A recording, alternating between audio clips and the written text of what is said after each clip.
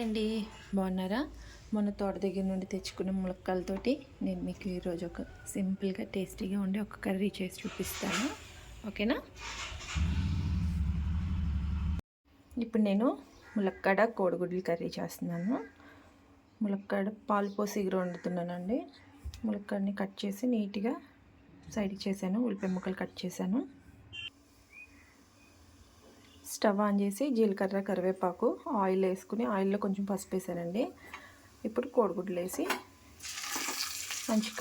మంచిగా కలర్ వచ్చే వరకు ఎగ్స్ని అయితే వేయించుకోవాలి.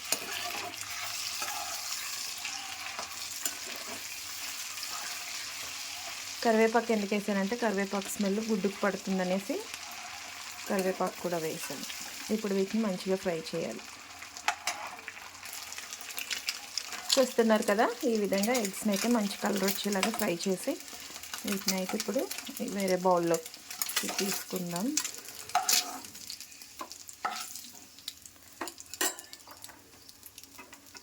ఇప్పుడు వెల్లుల్లి వేస్తున్నాను, పొట్టు తీసేసింది. తర్వాత కరివేపాకు ఈ ఒక్కసారి వేగిన తర్వాత సన్నగా కట్ చేసుకున్న ఆనియన్స్. ఇప్పుడు వీటిని మంచిగా ఉల్లిపాయ ముక్కలు మొత్తం అంతా కూడా గోల్డ్ కలర్లోకి వచ్చేలాగా వేయించేసుకోవాలి. ఇప్పుడు ఉల్లిపాయ ముక్కల్లోని కర్రీకి సరిపడంత సాల్ట్ అయితే వేస్తున్నానండి, ఎందుకంటే ఉల్లిపాయలు ఫాస్ట్గా వేగుతాయి అనేసి.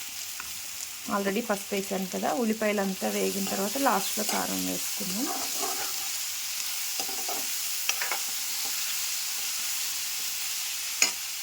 అండి, ఆనియన్ వేగిపోయింది కదా. ఇప్పుడు ముందుగా కట్ చేసి పెట్టుకున్న ములక్కాడ వేసేస్తున్నాను. వేసి వీటిని మంచిగా కడుక్కుని పైన మూత పెట్టేసి మంచిగా వేగనివ్వాలండి ములక్కాడని కూడా.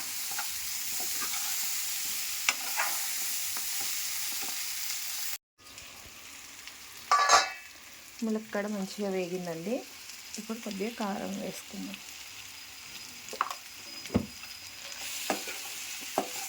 ఇంకొక నిమిషం పాటు వేగనిస్తే కారం పచ్చివాసన రాకుండా ఉంటుంది.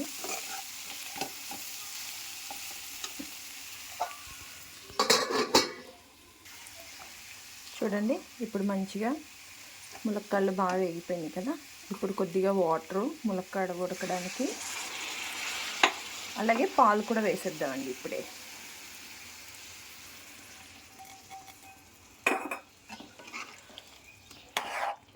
ఇది సగం ఉడికిన తర్వాత ములక్కాడ అప్పుడు మనం వేయించుకున్న ఎగ్స్ కూడా వేయించుకోవాలి. వాటర్ చాలా మట్టుకు ఎగిరిపోయింది కదా.